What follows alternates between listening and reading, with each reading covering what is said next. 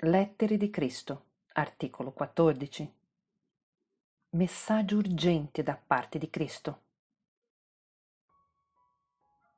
Cristo dice: Io vengo attraverso la mente del mio registratore, perché c'è qualcosa di urgente che devo dirvi. Amate i vostri nemici, perdonate coloro che vi maltrattano, pregate per coloro i quali parlano male di voi. E se non riuscite a fare questo con le vostre proprie forze, cercate ogni possibile mezzo per farlo nel potere dello Spirito, coscienza divina. Pregate e meditate e chiedete aiuto. Vi sarà dato se persisterete. Se l'ego insiste a spingere i vostri pensieri di nuovo in basso, verso virulenza e rabbia, sollevando ogni tipo di argomentazione per dimostrare perché dovreste condannare qualcuno che vi ha offesi profondamente e forse anche ferite fisicamente.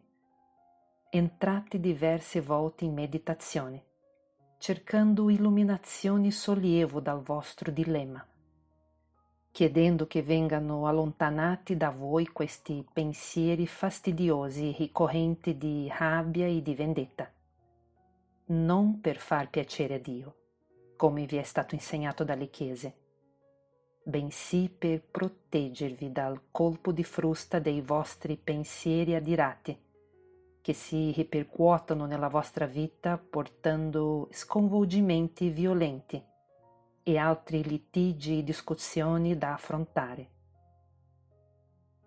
Poiché qualunque potere diate ai vostri pensieri di rabbia, quel potere invierà un diretto flusso elettrico di coscienza alla persona che vi ha offesi. E il flusso di coscienza ritornerà, sibilando da voi a tempo debito come un boomerang. Dovete sapere che ogni campo elettrico crea un campo magnetico simile. I due lavorano sempre insieme, di modo che ciò che esce alla fine ritorna. Questa è una legge scientifica dell'esistenza, ma quello che la scienza ancora non ammette è questo. La forza elettrica alimenta la mente. È l'impulso di coscienza del mettiti in moto nella mente. La forza elettrica è un aspetto della coscienza. Il magnetismo bipolare alimenta le emozioni umane e degli animali, attira e respinge. È l'impulso dell'amore umano e l'impulso dell'odio. Il magnetismo viene sperimentato da tutte le cose viventi come emozione, sentimento. Ho descritto in dettaglio questa verità nelle mie lettere 5 e 6. Non solo questo. La conoscenza medica scientifica ha scoperto ciò che io compresi così bene in Palestina 2000 anni fa, che tutti i pensieri che prendono forma nel vostro cervello discendono nella vostra ghiandola pituitaria attraverso l'ipotalamo e la negatività e il trauma emotivo, vibrazioni abbassate, in essi contenuti, passano ai vostri organi, al sangue, all'intero corpo, causando un calo di energia e un'eventuale malattia. Questo è il fenomeno che produce disturbi psicosomatici riconosciuti dalla professione medica.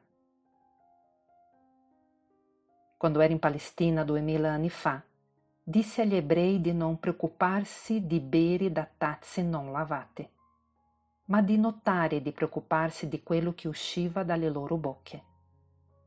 Ho tradotto ciò che è stato riportato dai Vangeli nel Nuovo Testamento, nel genere di parole che effettivamente pronunciai agli ebrei, che non avevano la minima idea di quello che stavo cercando di dire loro. E purtroppo ancora oggi le varie chiese cristiane sono altrettanto ignoranti. Come potevano capire non avevano l'illuminazione che io avevo ricevuto nel deserto, che aveva illuminato la mia mente, imprimendoci la coscienza spirituale delle origini della creazione e delle leggi dell'esistenza.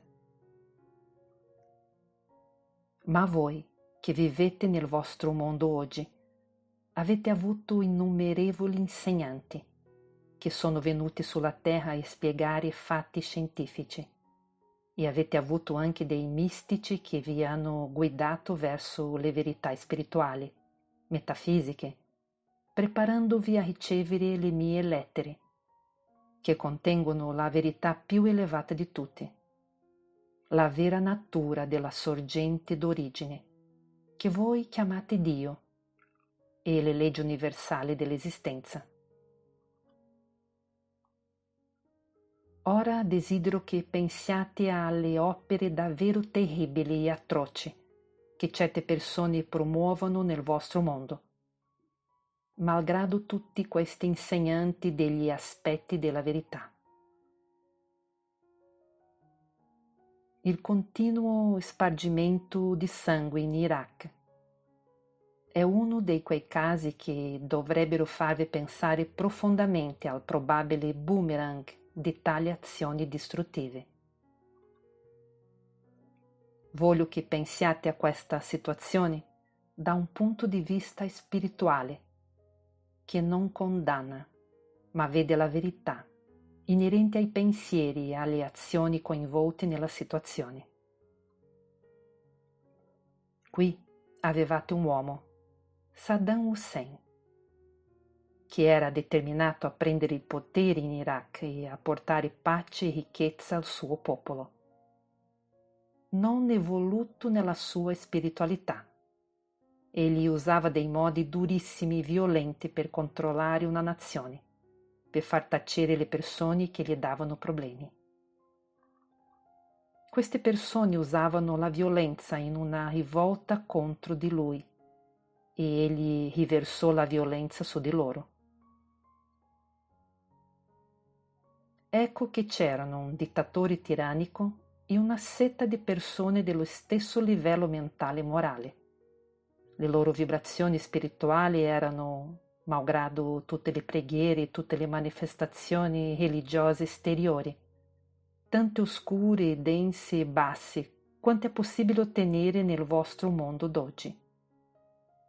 Hussein e queste persone turbolente si meritavano l'uno all'altro. Il popolo iracheno lo tollerava. Alcuni lo ammiravano persino e lo applaudivano, perché manteneva la pace in una nazione instabile e dava loro la possibilità di vivere le loro vite quotidiane, tanto pacificamente quanto la loro natura istintivamente aggressiva permetteva loro. Egli entrò in conflitto con gli USA, fece arrabbiare i suoi leader. E ugualmente governati dall'ego, i leader decisero di punire Saddam Hussein, imponendo delle sanzioni. Più tardi, un impulso umanitario dettò l'inaugurazione del sistema petrolio in cambio di cibo, che aiutava il popolo affamato dell'Iraq e dava all'America l'accesso al petrolio di cui aveva bisogno. Ma questa misura fu un colpo severo per l'orgoglio di Hussein e non alleviò a livello nazionale la mancanza dei beni voluttuari e di uso quotidiano di cui godevano i loro vicini. Voglio che voi, popoli del mondo, pensiate con empatia alle enormi quantità di rancore, odio, angoscia causati da questa azione perpetrata da una nazione forte, della sua ricchezza abbondante, dei suoi armamenti, dei suoi soldati, marinai e piloti addestrati. Desidero che comprendiate che una emozione nazionale simile diventa una forza viva di distruzione di enormi proporzioni. è sicuro che nessuno che segua realmente il sentiero della via di Cristo, la mia via, avrebbe mai seguito un corso così sadico, dovendo affrontare il problema di avere a che fare con Saddam Hussein, tale leader, illuminato nelle leggi spirituali e scientifiche dell'esistenza. Avrebbe convocato un'assemblea di persone illuminate per meditare e chiedere di essere guidati. Il mio consiglio sarebbe stato sicuramente di convocare una riunione con Saddam Hussein e sottolineare la tragedia che alla fine sarebbe risultata dalla impresa tra i due paesi. E sottolineare la tragedia che alla fine sarebbe risultata dall'impasse tra i due paesi. Un leader illuminato, anziché volersi imporre su Hussein e minacciarlo con la guerra, avrebbe chiesto a lui e ai suoi consiglieri di elaborare un documento, un accordo con cui entrambi i paesi avrebbero potuto vivere in amicizia e che avrebbe promosso un programma di crescita e arricchimento nazionale per entrambi i paesi. Un capo così illuminato avrebbe poi letto le proposte irachene per stabilire pace e armonia, le avrebbe discussi pacificamente con un desiderio sincero di stabilire il benessere per tutti. Avrebbe invitato il suo popolo illuminato a meditare e a riportare tutti gli aggiustamenti che erano stati ricevuti in meditazione. In questo modo il popolo sotto Saddam Hussein sarebbe stato gradualmente liberato dal potere repressivo di un tiranno. Saddam stesso avrebbe visto i benefici derivanti da un approccio pacifico, al posto di un aggressivo, e gli Stati Uniti sarebbero stati impressionati dal successo dell'impresa.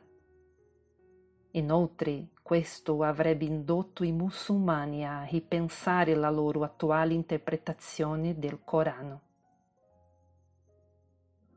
Ma qual è la via terrena riconosciuta e generalmente accettata? Che cosa ha compiuto oggi lo spirito umano, l'ego umano? Pensate se può esserci un beneficio durevole qualsiasi da questo comportamento delineato qui di seguito.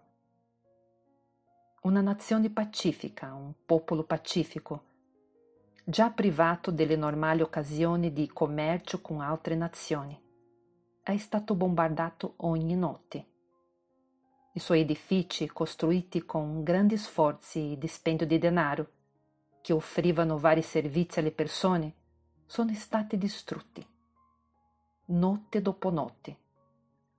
Gente innocente è stata sottoposta al terrore delle bombe, chiedendosi dove cadranno, chi sarà colpito, ci troveremo tra le macerie, perderemo un membro della nostra famiglia o saremo uccisi tutti.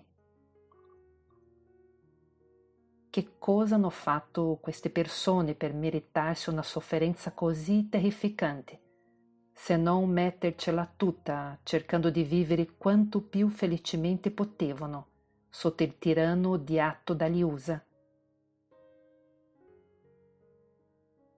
Prima di questo, negli Stati Uniti, un altro fanatico dispotico aveva mandato degli aerei per distruggere le torri gemelle del World Trade Center di New York. Un grande urlo di furia, rabbia, vendetta si è elevato dal popolo americano. Hanno perso molte persone, i loro cari, nella distruzione. Ogni anno ci sono delle funzioni nelle chiese cristiane per ricordare i morti e moltissime lacrime vengono versate nell'ondata di dolore pensando a loro. Pensateci un attimo. Funzioni religiose cristiane. C'è forse qualche parola di perdono per coloro che hanno contribuito a questa distruzione? Gli americani stanno versando lacrime per gli innocenti che sono morti sotto la pioggia di bombe fatte cadere notte dopo notte, senza altro buon motivo se non l'odio maligno verso Hussein. Tengono delle funzioni religiose per i morti iracheni. Prendono almeno in considerazione il fatto che hanno ucciso degli innocenti, che non avevano protezione alcuna contro le armi terrificanti degli USA e non avevano fatto loro alcun male.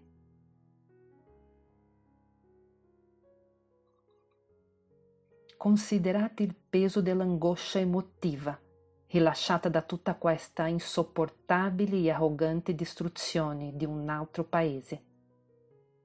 Distruzione che ha liberato tutti i gruppi ribelli combattenti che Hussein aveva tenuto sotto controllo, scatenando il modo più folle di uccidere gli altri. Gli uomini bomba. Ogni volta che scoppia una bomba del genere, uccidendo così dei passanti innocenti, gli americani, che hanno sostenuto la guerra contro l'Iraq, dovrebbero rendersi conto che è stato il loro sostegno a rendere possibile questo tipo di bombardamenti per mezzo del suicidio. Considerate lo scatenarsi delle incalcolabili e gigantesche vibrazioni emotive di orrore, odio, vendetta e rappresaglia che sono ora dirette verso l'America. Come pensano gli americani che si manifesterà tutta questa energia d'odio contro loro? Perché si manifesterà come morte e distruzione. È una legge dell'esistenza. Persino le chiese cristiane sostengono di credere in questa legge. Dove non c'è perdono, c'è retribuzione sotto forma di causa ed effetto. Il perdono, completo, totale e amorevole, dissipa le violente energie d'odio. Senza il perdono, questi acquistano impeto dal continuo rancore dell'avversario. Leggete l'articolo 1, crepe nel vostro pianeta, e poi chiedetevi come si manifesterà tutto questo terrificante carico di odio. Chi in America farà prima o poi da bersaglio?